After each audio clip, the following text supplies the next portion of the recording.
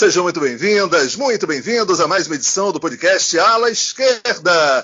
Chegamos ao episódio de número 41 e vocês já sabem, toda semana estamos por aqui discutindo, analisando o mundo esportivo. Olha, mesmo num país como o Brasil, que abriu mão de qualquer política esportiva e a cada dia que passa abandona o mínimo de atenção ao direito ao esporte, consagrado na Constituição, né? Mas daqui a gente luta, a gente enfrenta, a gente fala, a gente berra, a gente denuncia. Então bora para mais um Ala Esquerda. Hoje nós estamos desfalcados da Mônica Cury, numa super missão especial. Nós seguimos movimentando a nossa mesa redonda que só gira para a esquerda. Eu sou Alexandre Arraes e mando um canhotaço para o Thiago Porto. Tudo bom, Thiago? Fala, Alexandre, galera do Ala Esquerda, bom momento a todos. Infelizmente a Mônica não está com a gente hoje, ela está numa missão especial, como o Alexandre disse, eleger uma mulher para a Câmara de Vereadores lá em Juiz de Fora. A Mônica está engajada nessa luta e a gente dá todo o apoio e está sempre junto com ela nessa missão. Bom, vou começar dando serviço aqui, pedir para vocês continuarem acompanhando a gente nas redes sociais, o Twitter, @alaesquerda7, Instagram, @ala_esquerda7 e no Facebook, Ala Esquerda Podcast. Então, sem demorar muito, vou passar para o Herbert Borges, dar um lançamento aí pro meu compadre e vamos que vamos. E aí, Thiago, olá para o Alexandre também, para a Mônica que não está aqui hoje, mas que receba o meu abraço caloroso. Bom dia, boa tarde, boa noite, um abraço para quem nos escuta. Espero que, na medida do possível, né, como eu sempre digo, você que nos escuta esteja bem, esteja muito bem. Aqui a gente segue o jogo e vamos para mais um Ala Esquerda. Como o Alexandre bem pontuou, edição 41. E aí, para adiantar os trabalhos, eu vou dar logo o papo reto. Você escuta este e os demais episódios do programa do Ala Esquerda no Spotify, YouTube, Google Podcasts, Deezer, SoundCloud e demais agregadores de podcasts. Estas são as plataformas nas quais estamos presentes. No mais, como o Thiago disse aí, um lançamento, mas hoje é um lançamento diferente. E hoje é um lançamento com a mão, passe picado, para que ele apresente e introduza o tema de hoje. E aí, Alexandre, sobre o que falamos? Então, Herbert, Thiago, olha, acho com muito prazer que a gente encara esse tema. Acho que num determinado momento houve muita dúvida, curiosidade em relação ao que ia acontecer com a NBA na realização dos playoffs, nessa bolha lá na Disney. E hoje, eu acho que, sem medo de errar, nós estamos diante do grande fato político, esportivo do ano, e acho que vai ter uma repercussão durante muito e muito tempo, né? Obviamente vamos discutir a NBA e tantos desdobramentos que o que está acontecendo lá, na verdade, sinaliza, né? Nós estamos falando, obviamente, do mais importante campeonato de basquete do mundo, as melhores equipes do mundo, os maiores jogadores do mundo, mas ao mesmo tempo que temos jogos espetaculares, nós temos eu não posso nem dizer que é um pano de fundo, porque na verdade é algo que está ali, ao lado das atividades esportivas, a luta racial, a luta contra a violência policial, certamente o enfrentamento ao desrespeito aos direitos humanos, as questões eleitorais nos Estados Unidos, a política, digamos, mais institucional, também, e talvez um dos temas que eu gosto muito de discutir aqui no Ala Esquerda, protagonismo, articulação política de atletas. Olha, é muita coisa mesmo que está acontecendo, mesmo que a gente saiba que the show must go on e que tem muitos interesses econômicos, financeiros, tem muito lucro envolvendo as franquias que, obviamente, queriam a volta dos jogos da NBA lá no Complexo Disney. Sem dúvida nenhuma, houve por parte dos atletas uma articulação política inédita, né, uma liderança de algumas pessoas como LeBron, como Chris Paul, que é representante dos atletas, né, jogador do Oakland, que, enfim, tem um papel importantíssimo, que foi dialogar com pais de pessoas que sofreram as violências raciais e policiais mais recentes. Então são tantas coisas, olha, acho que são tantas frentes que permitem a gente discutir nesse episódio 41 do Ala Esquerda, que olha, eu não sei nem bem por onde começar. Olha, se o Herbert me der um passe picado, eu vou fazer que nem os juízes no início de partida, levanta aquela bola ali E aí quem pular mais alto já pode dar aquele tapinha e começar com a bola para a gente debater tantos temas importantes hoje envolvendo esse momento da NBA e, em particular, o que está acontecendo na articulação dos jogadores de futebol, jogadores de basquete nos Estados Unidos. Quem é que quer assumir aí o protagonismo e tentar essa primeira arrancada, a primeira cesta de 3, ou quem sabe essa primeira enterrada para a gente seguir discutindo? Vamos lá, Alexandre. Só dar uma contextualizada aqui no movimento, para quem ainda não está por dentro. Essa revolta dos jogadores partiu dos jogadores do Milwaukee Bucks, que foram liderados pelo George Hill, armador, né, do Bucks. Os atletas, sua extensa maioria, são negros e, obviamente, todos ficaram muito indignados com a violência policial que acontece, e o estopim foi o caso do Jacob Blake, que tem 29 anos e levou 7 tiros nas costas, em Kenosha, né, que é uma cidade próxima de Milwaukee, por isso a galera do Milwaukee Bucks liderou e iniciou esse boicote. Ele levou 7 tiros na frente dos filhos e ficou paralisado da cintura para baixo. Conseguiu sobreviver, mas ficou paralisado da cintura para baixo. E esse boicote foi espontâneo, partiu dos jogadores do Milwaukee Bucks. E a princípio o Orlando Magic iria vencer essa partida por WO, o adversário deles no dia. Mas os jogadores do Magic também não aceitaram o WO, também aderiram ao boicote. E aí, na sequência, Oklahoma City Thunder, Houston Rockets, Los Angeles Lakers do LeBron James, Portland Trail Blazers e os outros times que atuariam naquela quarta-feira tomaram a mesma atitude, resolveram aderir ao boicote e, assim, gerou toda essa comoção, todo esse movimento histórico para a NBA. É muito importante ver atletas como o LeBron James e outros como Chris Paul, entre tantos outros atletas que são ídolos nacionais e mundiais, tomando a frente e mandando essa mensagem super importante para o mundo, né?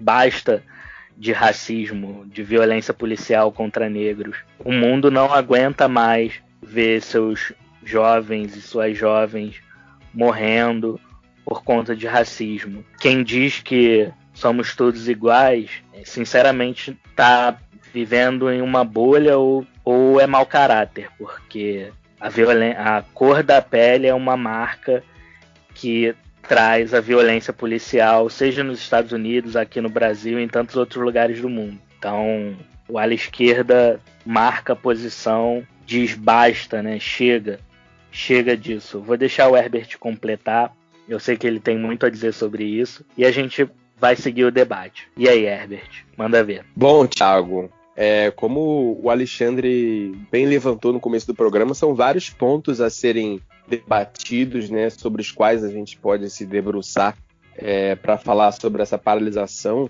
e eventualmente a gente vai até talvez repetir algum, se aprofundar mais em outro, em algum, em outro não. Mas enfim, especificamente sobre a paralisação da NBA e também da WNBA, é importante ressaltar isso sempre, que a Liga Feminina também parou. Foi um momento muito importante e histórico que foi possível graças à capacidade de organização, de mobilização dos atletas. A Mônica, que não está hoje aqui presente, ela sempre diz que a luta coletiva sempre tem que ser mais forte, né? Individualmente é muito mais difícil, muito mais complicado conseguir qualquer coisa. Então, a organização dos atletas em forma de sindicato, de associação, permitiu que essa paralisação acontecesse. Esse é um ponto de partida que a gente tem que ter para debater essa paralisação da NBA. Então, me comove essa consciência que os atletas têm em saber que eles são parte de uma parte importante de uma engrenagem, né? A NBA também é esporte, mas ela é um negócio. A gente não pode esquecer disso. Talvez como negócio, ela é a liga que tem a maior participação, a maior influência de pessoas negras. E quando eu falo pessoas negras é porque geralmente a gente está acostumado a falar, por exemplo, no futebol, a gente fala só jogadores, né? Mas na NBA, você tem atletas, você tem treinadores, você tem executivos, você tem donos de franquias que são pessoas negras. Em qual outra modalidade, em quais outras modalidades a gente observa isso? Acredito que sejam bem poucas. Nos Estados Unidos, garantidamente, das 3 principais ligas, a NBA é que tem essa maior influência, esse maior impacto. E até por esse motivo, eu creio que a gente viu outros atletas apoiando e se envolvendo nessa paralisação. Então, eu estou falando de atletas de outros países, atletas brancos, com outras histórias, né, outros backgrounds, outros posicionamentos políticos, comportamentos diferentes. Afinal, são seres humanos, mas que se uniram ali nesse momento numa coalizão por um assunto importante. Assunto esse, né, que a violência policial e o genocídio da população negra está muito longe de ser algo que só acontece nos Estados Unidos e é algo muito sério. Então foi muito interessante ver os atletas de verdade encampando essa luta. Afinal, a situação financeira ela pode até aumentar a passabilidade, né? As chances de um caso como o do George Floyd não acontecer com um homem negro rico e famoso. Mas ela não extingue essa possibilidade. É importante que a gente ressalte isso também. E a história está aí para nos mostrar isso. Quantos negros famosos, importantes politicamente, em movimentos sociais, foram assassinados, inclusive no próprio Estados Unidos. Então, os atletas usarem essa plataforma, né, que é o termo que eles usam muito quando eles vão falar sobre isso, para falar sobre esse tema, para dar voz a outras pessoas, para tensionar esse assunto dentro da própria liga, onde existe racismo também.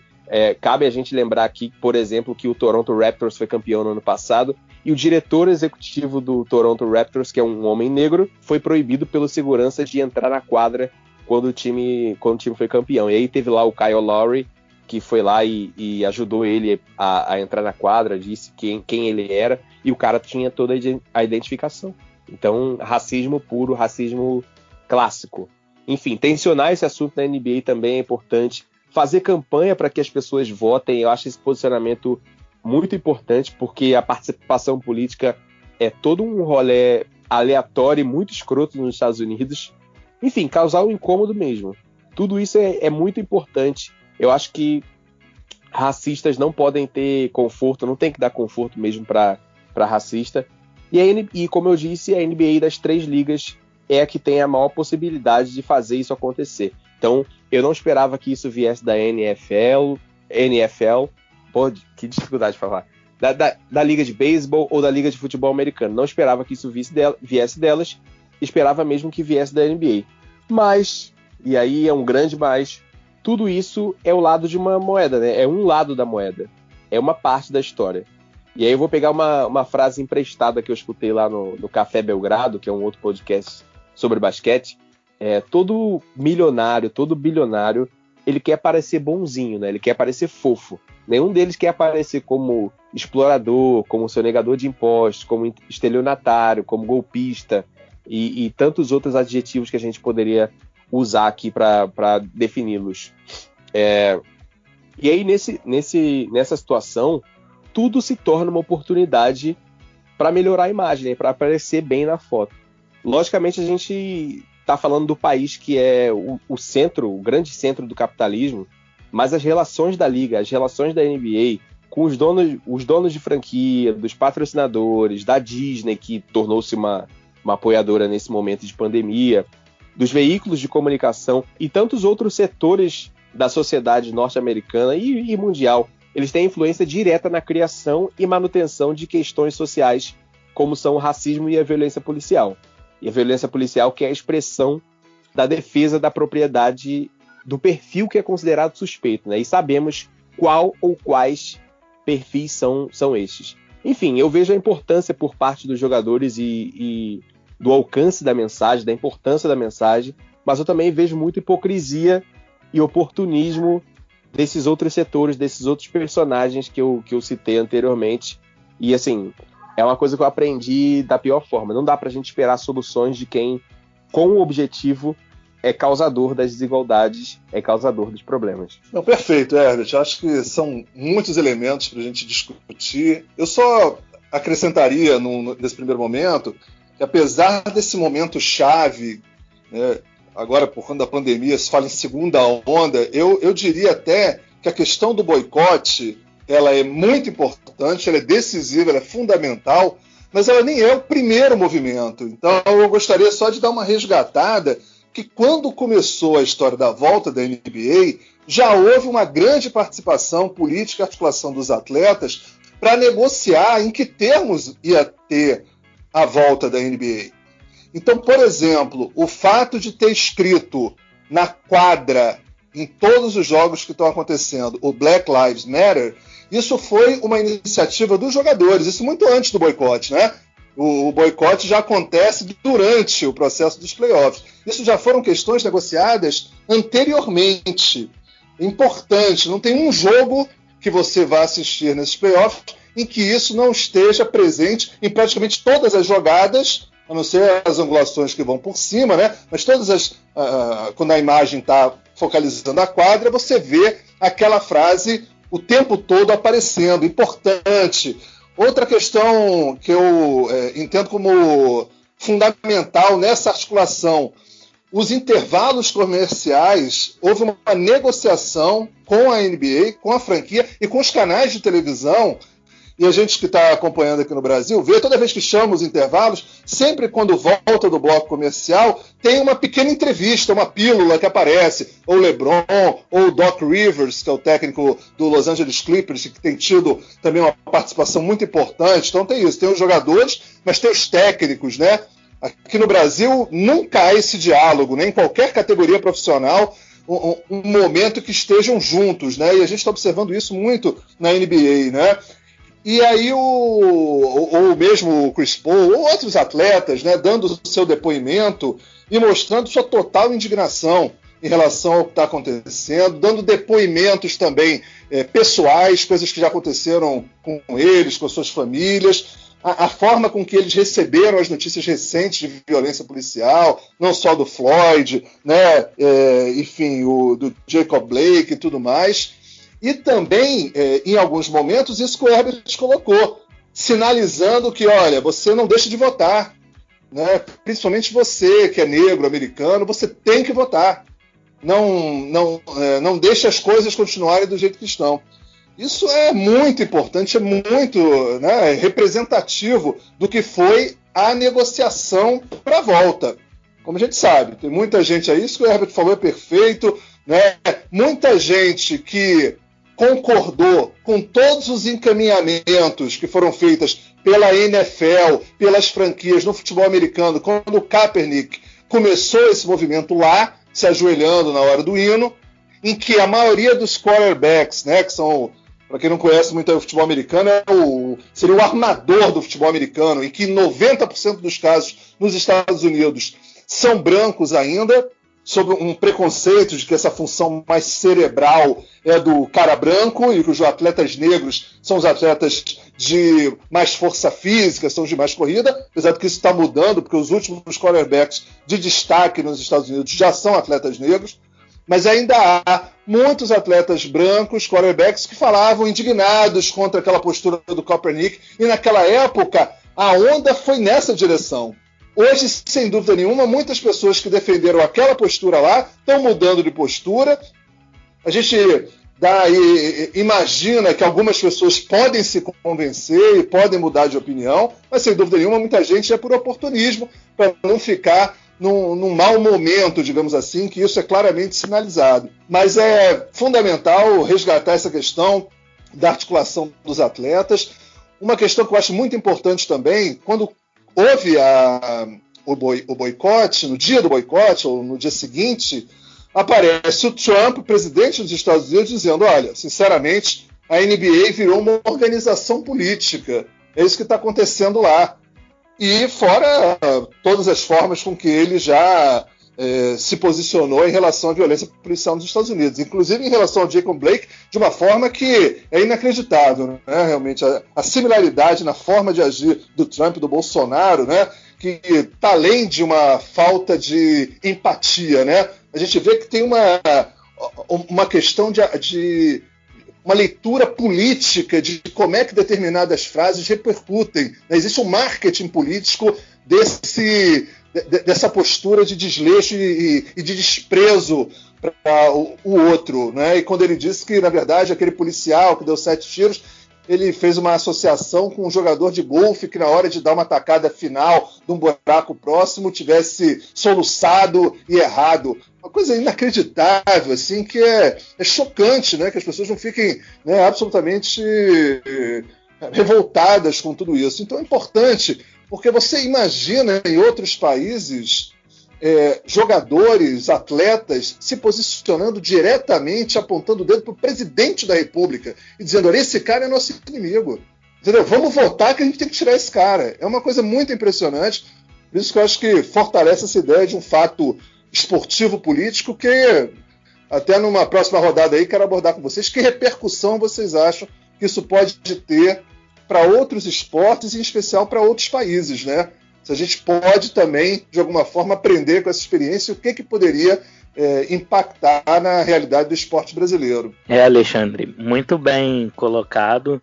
A sua fala sobre a inscrição do Black Lives Matter nas quadras, né? Na quadra ali está sempre a mensagem, mas não só na quadra, na parte de trás da camisa dos jogadores tem os dizeres Black Lives Matter. E tudo isso foi organizado pelos jogadores. Os jogadores já não estavam se sentindo confortáveis com essa ideia de se isolarem numa bolha lá na Disney e continuarem o campeonato como se nada tivesse acontecendo, sendo que, além da pandemia, nesse meio tempo aconteceu o caso do George Floyd, e eles já tiveram, alguns jogadores já queriam boicotar a liga. Eles foram convencidos pelo Chris Paul de que eles poderiam usar a visibilidade deles na quadra, né? A visibilidade da NBA, que é uma das ligas, isso contando todos os esportes, é uma das ligas mais assistidas do mundo. Então, realmente é uma visibilidade enorme. E eles resolveram usar essa visibilidade para apoiar o movimento Black Lives Matter. Só que, quando aconteceu o caso do Jacob Blake, eles sentiram que, mesmo toda essa visibilidade, mesmo todo esse movimento, eles sentiram como se estivesse sendo em vão. Por isso resolveram finalmente boicotar, né? E uma atitude assim muito corajosa e muito admirável desses jogadores. Então, a gente torce para que isso aconteça aqui no Brasil, Alexandre. Mas a gente vê, é muito difícil. Os esportistas brasileiros são muito poucos os que se posicionam politicamente. Aí tem a ver com o que o Herbert falou sobre organização, né? Organização de jogadores, sindicatos, enfim. Essas organizações aqui no Brasil não têm o mesmo nível de atuação. Os jogadores não procuram, não querem nem saber sobre coletivos, enfim, cada um na sua. E isso é muito cultural do Brasil, né? Infelizmente, o brasileiro enxerga a política como algo demoníaco, como algo extremamente ruim, sendo que ele é manipulado politicamente o tempo inteiro sem perceber. Essa gente que se revolta com esse tipo de manifestação, como é o caso do Trump, né, como é o caso do Bolsonaro, são pessoas que fingem que não são políticas, mas são políticas, e usam esse esvaziamento, né, esse discurso de senso comum para alienar, para que as pessoas não tenham um senso coletivo, um senso de luta, e sim cada um por si, e seja o que Deus quiser, enfim. E no caso da NBA, assim, a liga voltou, mas os atletas continuam usando sua visibilidade sempre que podem para apoiar o movimento Black Lives Matter. A gente sabe que o movimento está durando mais do que os inimigos poderiam imaginar. É bom, como disse o LeBron James, o Black Lives Matter não é só um movimento, é um estilo de vida. A gente vai se acostumar, é algo positivo. A gente vai se acostumar a ver os jogadores da NBA sempre se posicionando, sempre agindo politicamente e vamos torcer para que eles usem essa influência para afastar de vez o Donald Trump da presidência, né, dos Estados Unidos, por mais que o Joe Biden não seja exatamente um ideal, né, mas não dá. Donald Trump não dá mais. O imperialismo norte-americano sob o comando do Trump é algo extremamente nocivo, extremamente perigoso para o mundo inteiro. Então, estamos com vocês, jogadores da NBA. E aí eu vou contrariar um pouco aqui o PCO, pedir desculpa pro PCO, mas falar mal do Neymar. Eles não gostam quando fala mal do Neymar, né? Mas a gente sabe, o Messi e o Cristiano Ronaldo, trazendo um pouco a discussão pro futebol, fazendo esse comparativo, o Messi e o Cristiano Ronaldo são brancos. Por mais bem intencionados que sejam, a gente não pode esperar deles um posicionamento mais firme em relação ao Black Lives Matter. Quem é o jogador mais midiático, mais rico, mais influente, negro de futebol no mundo? É o Neymar. E o que o Neymar fez pelo Black Lives Matter? Hein, Herbert? O que o Neymar fez? Bom, Thiago, o Neymar, como sempre, não fez nada ou quase nada pelo Black Lives Matter, né? Mas é assim, longe de querer defendê-lo, e aqui eu não vou falar sobre ele especificamente, mas uma fala que você trouxe aí sobre os atletas brasileiros, é importante a gente ressaltar que já houve atletas brasileiros negros e, enfim, de outras minorias que se posicionaram, mas o que acontece com esses atletas, né? A gente precisa refletir também sobre esse ambiente patriarcal que a gente tem no futebol e em todos os outros esportes também.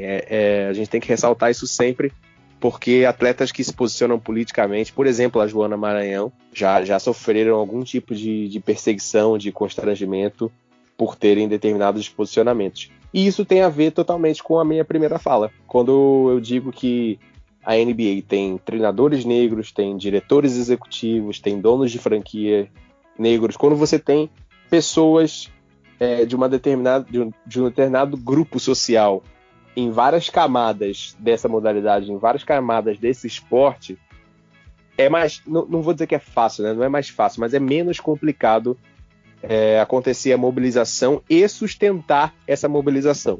Então o nosso futebol, como várias outras partes da nossa sociedade, vários outros setores da nossa sociedade, tem o negro, tem a mulher, ou tem o homossexual apenas na base. E aí é um pouco mais complicado essas pessoas que se posicionam não sofrerem algum tipo de sanção. Mas enfim, vamos falar sobre NBA, que é a pauta do dia, né?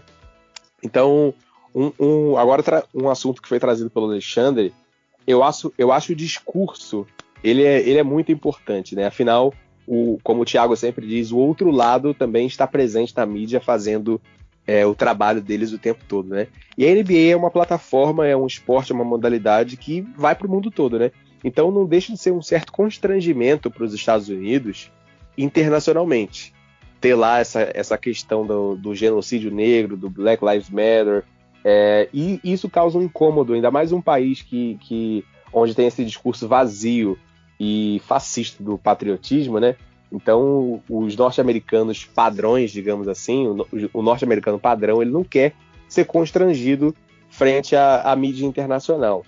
Então, embora seja difícil de acreditar que o grupo de Trump e os seus apoiadores têm algum tipo de constrangimento, mas acho que se vocês derem uma olhada, se qualquer pessoa der uma olhada na mídia social ali do LeBron, do Chris Paul, de qualquer outro atleta, até do Lewis Hamilton, que acho que é um personagem que a gente vai falar algum dia aqui no programa, vocês vão ver que tem gente lá reclamando, que falam que se ajoelhar é hipocrisia, que todas as vidas importam.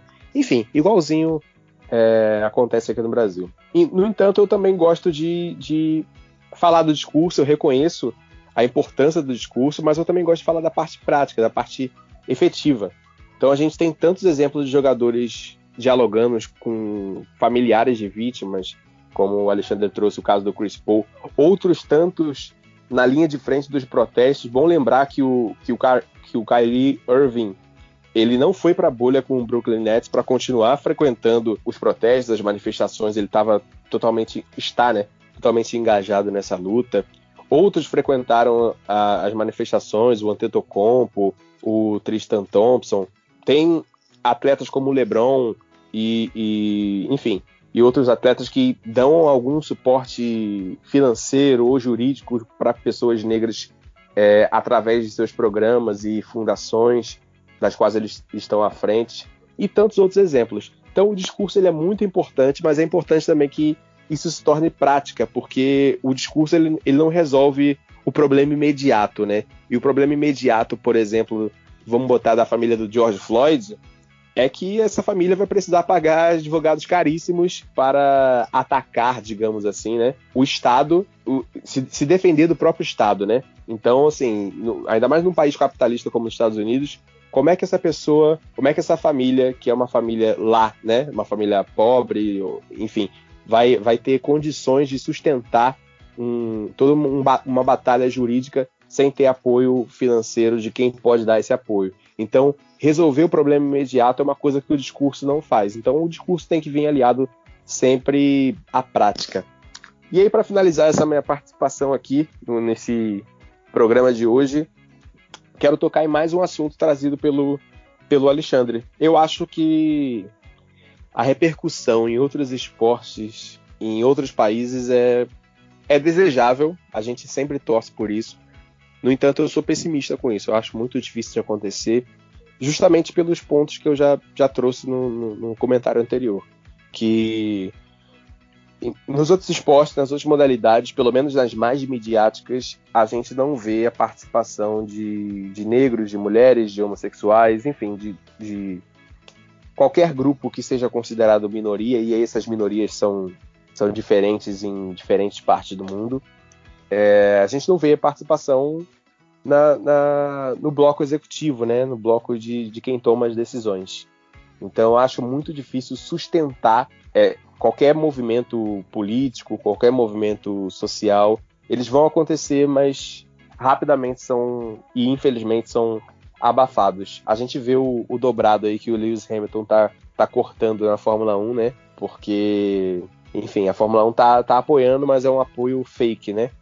Então é difícil, eu acho muito difícil isso repercutir em outras modalidades. Pois é, Herbert, eu realmente fico na expectativa de que algum tipo de desdobramento para outros países, algum tipo de aprendizagem se tire do que está acontecendo. Quem está acompanhando esses jogos da NBA viu que tanto no Sport TV como na ESPN circulou em alguns intervalos um movimento de valorização do basquetebol feminino. Eu já não sei se isso, de certa forma, foi um espaço que foi garantido um pouco dentro dessa leitura de que, olha, dentro dessas condições, o que está acontecendo nesse nível de politização, vamos abrir também algum tipo de espaço para a sinalização de uma questão importante relacionada ao basquete brasileiro. Então aparece a Hortência, a Paula, a Érica, Janete, vários jogadores de basquete falando, olha, a gente precisa de apoio, o basquete feminino precisa de apoio, inclusive porque nos últimos 20, 30 anos foi o basquete feminino que trouxe conquistas para o basquete brasileiro.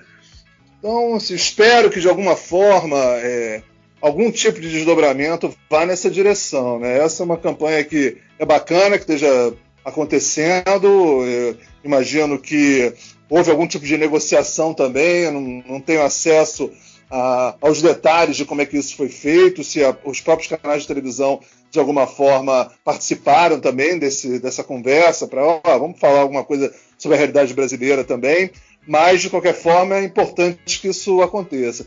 E aí, para minha última participação relacionada a esse tema, tem muita coisa importante aí realmente para desdobrar desse fato. Algo que eu achei curioso, que me chamou a atenção, numa das transmissões da ESPN, o comentarista é o Guilherme Giovannoni, que é um jogador importante aí da trajetória mais recente do basquete brasileiro. E ele estava comentando, né, justamente isso que o Thiago também lembrou, que além do Black Lives Matter na quadra, os jogadores estão colocando nas camisas várias mensagens. Então é Justice, Education Reform, Peace, é um monte de coisas que o cara coloca, né, uma palavra às vezes até mais do que uma palavra. Say Her Name, né, também, que tem a ver com a violência policial que aconteceu também com uma mulher negra nos Estados Unidos. E aí ele fez uma observação que realmente me chamou muita atenção. Ele falou, olha, eu estou observando aqui os jogadores estrangeiros colocando palavras na sua língua de origem, e não em inglês. Então você vai ter vários jogadores estrangeiros na NBA e eles colocando, inclusive o Doncic, né, que é esloveno, colocando uma palavra na sua língua, para que o cara que está lá no seu país lendo, e que não, de repente não domine a língua, e desde que algumas palavras são internacionais hoje, mundiais, é difícil o cara ler Justice e não entender que aquilo é justiça, mas, de alguma forma, uma mensagem, um maior comprometimento do cara, colocando aquela palavra na sua língua. E aí ele fez um comentário, é uma pena que a gente tem 2 jogadores só brasileiros aqui nesse momento de playoff, que é o Raulzinho, que é um jogador do Philadelphia 76ers, e o Caboclo, que é um jogador do Houston. O Caboclo praticamente não entra nunca, e o Raulzinho entrava de vez em quando. Mas nas vezes em que entrou, os 2 estavam com a palavra em inglês na camisa. E ele lamentou, falando, pô, ia ser legal se tivesse com a palavra em português. Eu acho que isso diz muito também sobre isso, né? Essa falta de um entendimento também da importância daquele momento, né? A possibilidade de uma mensagem do Brasil, infelizmente, de alguns atletas, que nesse caso assim, são atletas periféricos, né? Não são atletas importantes na NBA, mas no momento que todos os atletas internacionais estavam fazendo isso, acho que ainda falta até essa leitura política do que poderia ter sido feito. Eu acho que isso é tão grave que mostra a distância que os atletas brasileiros estão de um movimento de mais articulação política para enfrentar essa dificuldade toda. É isso aí, Thiago.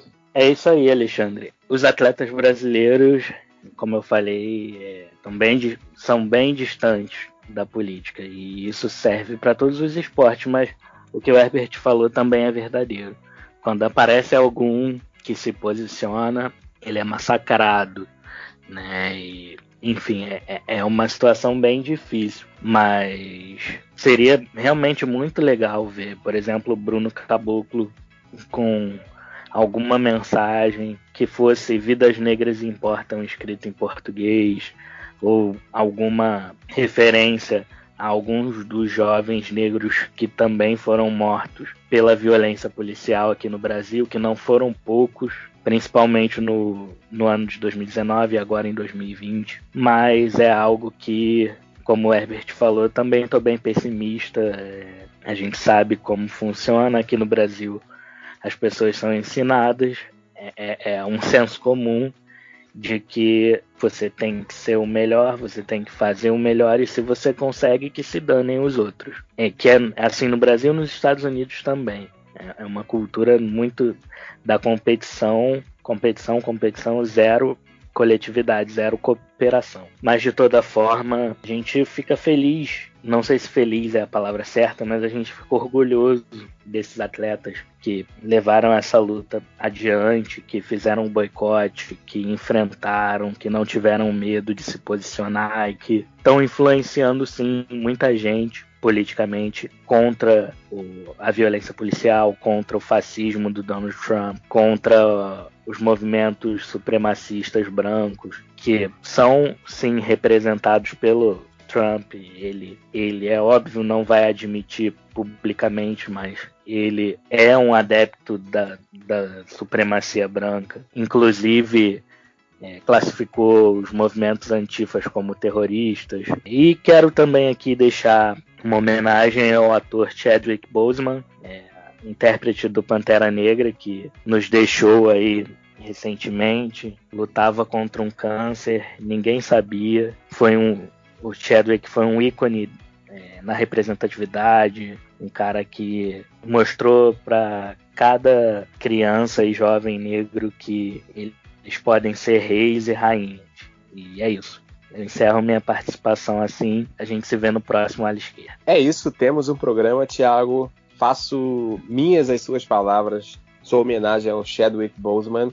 Só queria comentar rapidamente sobre o que o Alexandre falou, sobre os brasileiros da NBA. Primeiro que a gente tem o Caboclo, que é o furou a bolha, né, na quarentena, e o Raul Neto, não vou entrar em detalhes, mas que teve o seu nome aí envolvido, digamos assim, exposto numa questão conjugal e extraconjugal, digamos assim. Mas quem quiser saber mais, pergunte, porque aqui não é lugar de Nelson Rubens. Só para finalizar mesmo agora também, quero deixar aqui o meu descontentamento. A gente elogiou aqui na semana passada a ESPN por transmitir o futebol feminino, a Champions League feminina, mas a ESPN tem os direitos da WNBA, e aí quando a NBA entrou num momento mais acalorado, mais fervoroso, mais decisivo, a ESPN simplesmente esqueceu da WNBA, né? Vamos relembrar aí e transmitir o jogo das mulheres. No mais, como eu disse anteriormente, temos um programa e até semana que vem. Um abraço. É isso aí, galera. Vamos nessa? Tchau, tchau. Vamos nessa. Valeu, tchau, Um tchau. abraço.